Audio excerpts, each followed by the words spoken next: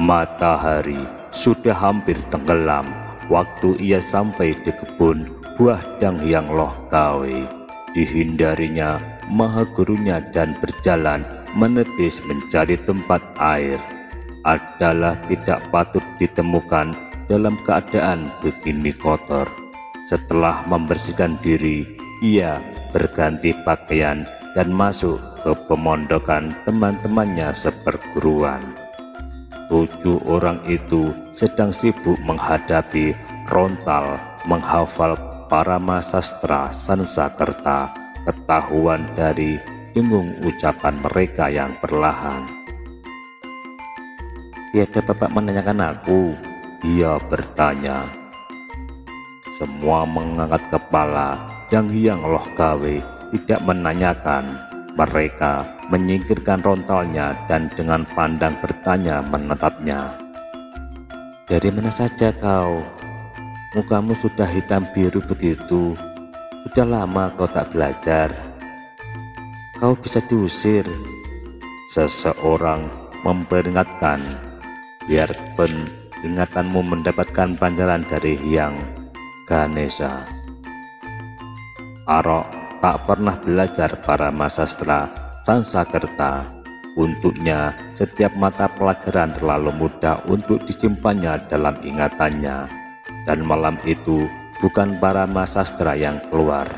Danghyang Loh Kawe agak lama duduk termenung di atas tikar pandan berwarna-warni. Para pelajar menunduk menanti, dan waktu itu ia angkat pandangnya. Matanya tertuju padanya. "Sudah lama aku timbang-timbang. Kau seorang muda yang cerdas, giat, gesit. Ingatanmu sangat baik, berani, tabah menghadapi segalanya. Aku tidak tahu apakah yang kau perbuat selama ini tumbuh dari hatimu yang suci dan pertimbanganmu yang masak. Ia bukan sebuah bungkusan dan mengeluarkan diri dalamnya seikatan tebal rontal. Kau kenal tulisan ini?" "Kenal ya, Bapak Maha Guru. Bukankah ini tulisan gurumu yang lama?" "Benar, ya, Bapak Maha Guru, Bapak Tatripala." "Tahu kau apa yang ditulisnya di sini?" "Tahu ya Maha Guru, tentang pribadi Sahaya." "Benar. Adakah waktu kau serahkan padaku pada hari pertama kau datang ke sini telah kau baca lebih dahulu?" "Ampun ya Bapak, adalah bukan menjadi hak Sahaya untuk membacanya, maka tak pernah Sahaya lakukan." Danghyang Loh Kawe menghembuskan nafas. Sinar lampu damar itu menyoroti lehernya dan yang dihiasi dengan keributan usia. "Kau semestinya mengerti. Aku tak boleh ragu-ragu. Apakah yang kau perbuat di luar pengetahuanku selama ini, keluar dari hati yang sakit ataukah hati yang dapat menampung karunia para dewa? Biarlah malam ini kita selesaikan dengan baik. Setelah ini kau bebas tanpa ikatan padaku.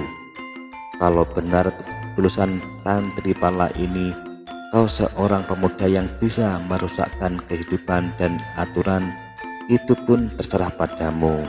Setelah ini aku tidak lagi mengharapkan kedatanganmu, sekalipun kau bebas datang dan pergi. Kau mengerti maksudku?" "Ya Bapak Guruku. Sahaya telah menimbulkan prihatin Bapak Maha Guru.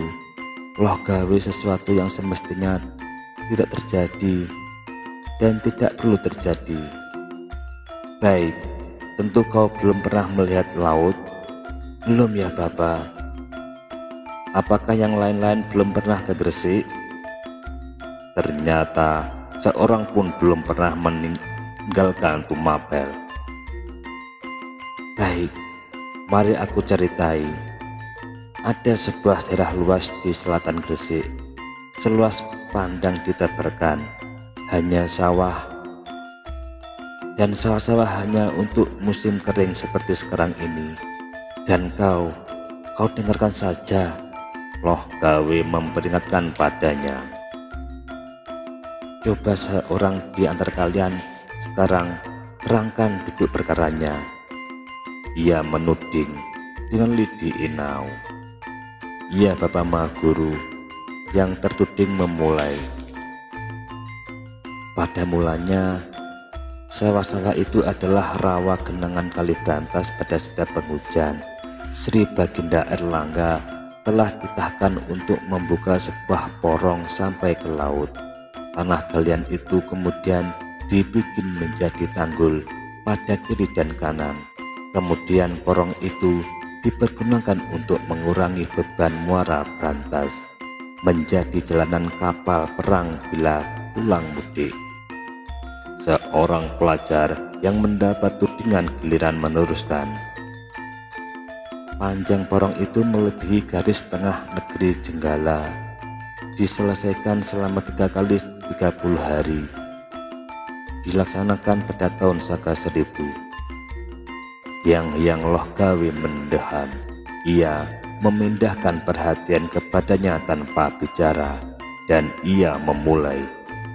Ya Bapak Mahaguru, saya belum pernah melihat Gresik, porong, pengedukan dan penanggulan Brantas pada bagian-bagian yang diperlukan.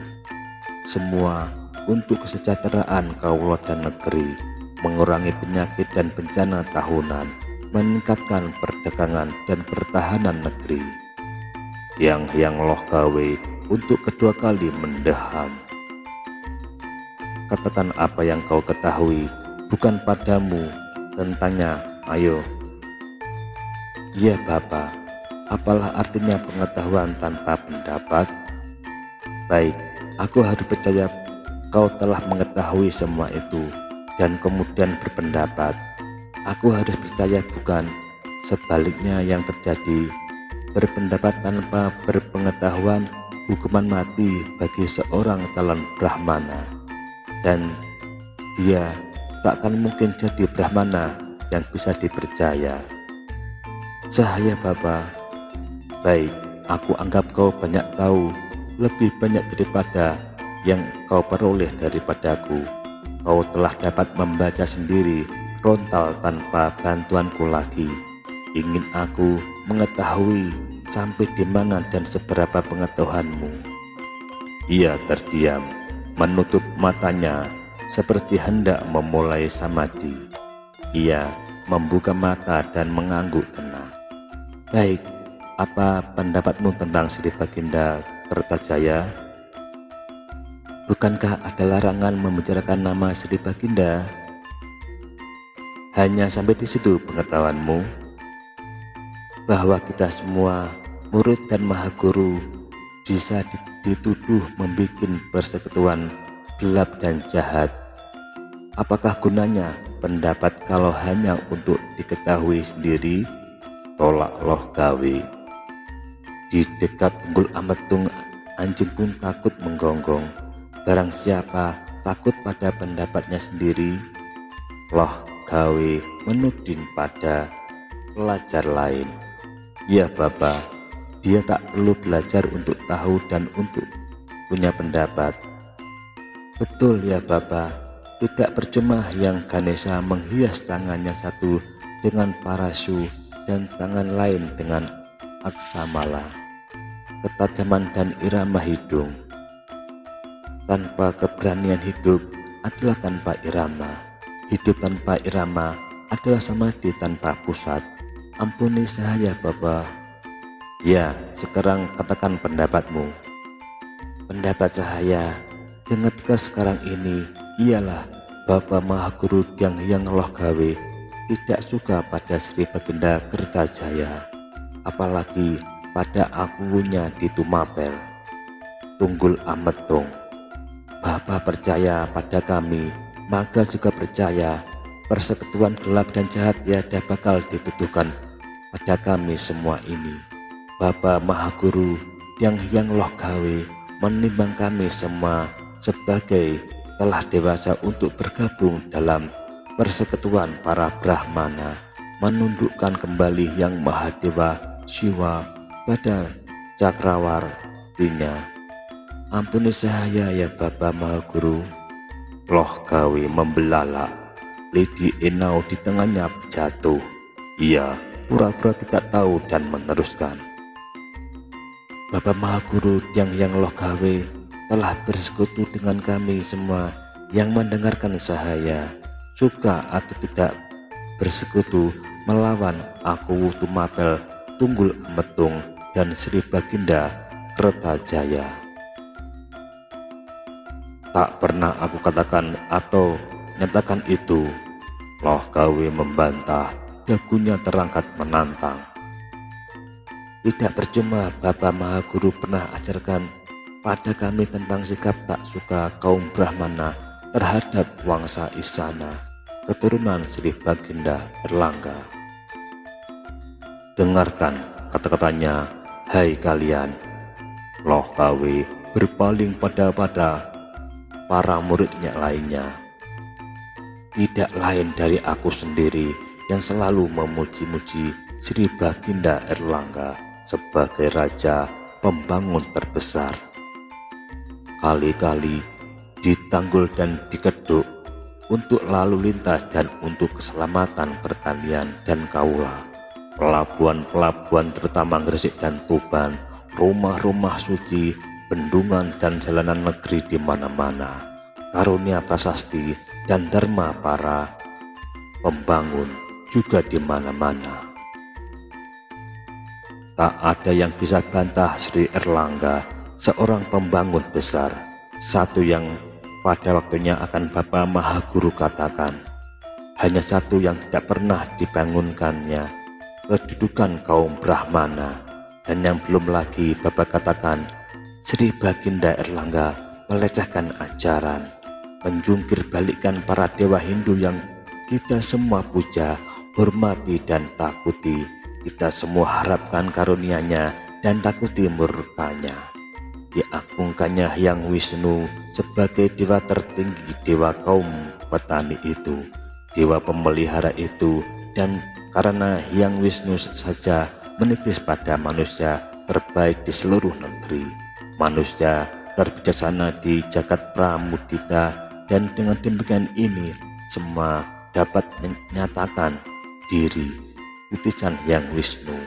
Ya Bapa Mahaguru, dengan demikian dia sendiri telah dapat mengangkat diri sendiri seorang dewa dengan segala kebesarannya, dan mengangkat nenek moyangnya yang disukainya raja-raja terdahulu juga sebagai dewa dengan nama-nama Hindu. Kau tega Loh Gawe. Bapa Mahaguru menghormati Sri Erlangga sebagai pembangun agung dan kemakmuran dan kesejahteraan negeri dan kaula, tapi dirugikannya kaum Brahmana. Semua teman saya ini masih ingat kecaman Bapak atas diri Sri Erlangga sebagai pendangkal ajaran. Bukankah atas perintahnya Empu Kanwa menulis Arjuna Wiwaha dalam Jawa, dan cuma saduran dari Aranya Parwa atau Parwa ketiga dari Mahabharata? Dan karena Parwa itu mirip dengan riwayat Sri Baginda sendiri, bukankah dengan demikian Baginda telah mendangkalkan kitab agung itu? Bahkan Baginda tidak menyerahkan tugas itu pada pertimbangan kaum Brahmana yang lebih berhak. Masih ingatkah Bapa Mahaguru pada ucapan sendiri, hendak menandingi Sansakerta? Itu bahasa Jawa, bahasa Pariya. Kemuliaan Mahabharata hilang, pedangkalan menggantikan. Loh Gawe dan teman-teman sepengajarannya tenggelam dalam pidatonya. Tidak Maha Guru, orang tak patut melupakan, juga Sahaya tidak patut membisukan suatu hal. Para Brahmana siapa saja yang pernah Sahaya temui hanya mengecam-ngecam, menyumpah dan mengutuk. Tak seorang pun pernah berniat menghadap Sri Baginda Kertajaya untuk mempersembahkan pendapatnya. Kaum Brahmana itu sendiri yang sebenarnya tak punya keberanian. Mereka ketakutan, dan justru ketakutan sebelum berbuat. Ketakutan untuk berbuat itu yang menyebabkan para Brahmana telah kehilangan kedudukannya selama 200 tahun ini. Apa sebabnya ketakutan, Bapak Mahaguru? Bukankah itu juga pendapat sendiri? Dan apalah artinya mengetahui, berpendapat, kemudian takut padanya? Lihatlah, ini murid Bapak sudah bicara. Loh Gawi menunduk dengan mata tertutup, menikmati kefasihan muridnya dan buah daripada pelajaran yang diberikannya. Kata-kata itu turun naik, syarat dan kosong, melesit tinggi dan jauh menukik. Pada waktu Sang Hyang Mahadewa Batara Guru memercikkan pengertian pada manusia, pada waktu itu hidup manusia dihidupinya. Ya, Bapak Mahaguru, maka pengertian adalah hidup. Hidup adalah dihidupi dan menghidupi. Cukup. Yang Loh Gawe membuka matanya. Kau masih sangat muda. Hatimu berani dan mulutmu lebih berani lagi. Apakah kau sebagai akibat dari pengetahuan dan pendapatmu sanggup bicara seperti itu juga di hadapan Sri Baginda? Dia yang terlalu tinggi di atas singgasana tidak pernah melihat telapak kakinya. Dia tak pernah ingat pada tubuhnya ada bagian yang bernama telapak kaki. Pendengarannya tidak untuk menangkap suara dewa, juga tidak suara segala yang di bawah telapak kaki. Ia hanya mendengarkan diri sendiri. Suara murid Bapak ini takkan sampai kepadanya. Untuknya yang paling tepat adalah dijolok. Dijolok? Loh Gawe tercengang. Dan akan berdamai dia dengan telapak kakinya sendiri. Mahaguru itu lambat-lambat berdiri, berjalan hati-hati menghampiri muridnya yang masih juga duduk di tempatnya, masih terus menghamburkan kata-katanya. Ia letakkan tangan pada bahu pemuda itu, menutup mulutnya dengan telapak tangan, berkata pelan, Jangan teruskan sekarang. Ada waktunya kau ucapkan semua itu di suatu tempat yang lebih baik. Yang kudengar bukan lagi keluar dari mulut seorang calon Brahmana. Itu lebih patut diucapkan oleh seorang calon raja di medan perang, di medan tikai, kemudian di atas singgasana. Semua terdiam seakan takut bergerak. Damar itu menyala dengan api tak henti menari-nari, terkena puputan angin yang menerobosi dinding bambu. Medan perang, medan tikai dan singgasana. Loh Gawe meneruskan, tidak sia-sia kuberikan ilmu padamu. Kaulah harapan bagi semua Brahmana. Ia buka tangan dari mulut muridnya. Lepas dasar pemuda itu mencium ubun-ubunnya dengan api yang Batara Guru dalam dadanya, dengan ketajaman Parasu yang Ganesha, dengan keperkasaan yang Durga Mahisa Suramardini. Kaulah Arok, kaulah pembangun ajaran, pembangun negeri sekaligus. Dengarkan kalian semua, sejak detik ini dalam kesaksian yang Batara Guru yang berpadu dalam Brahma, Shiva dan Wisnu, dengan semua saktinya, aku turunkan pada anak ini nama yang akan membawanya pada kenyataan sebagai bagian dari Cakrawarti. Kenyataan itu kini masih membara dalam dirimu. Arok namamu. Semua murid mengangkat sembah.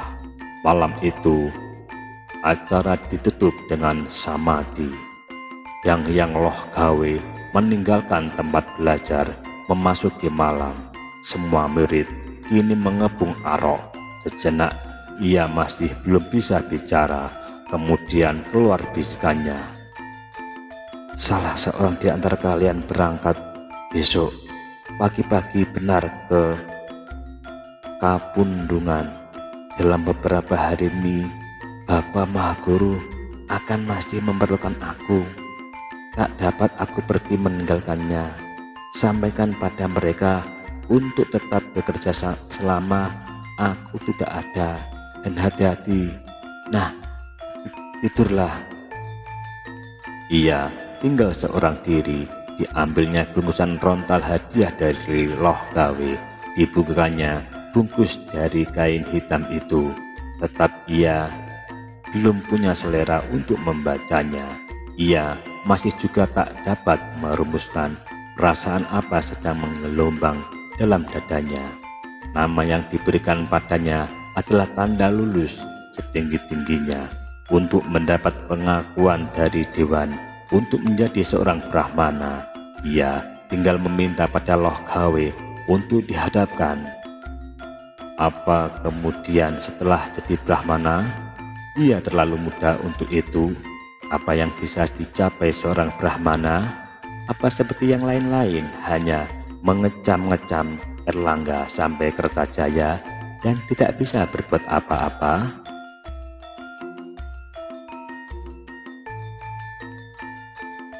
Saat lulus, yang tak diduga-duga itu seakan membikinnya kehilangan mata arah.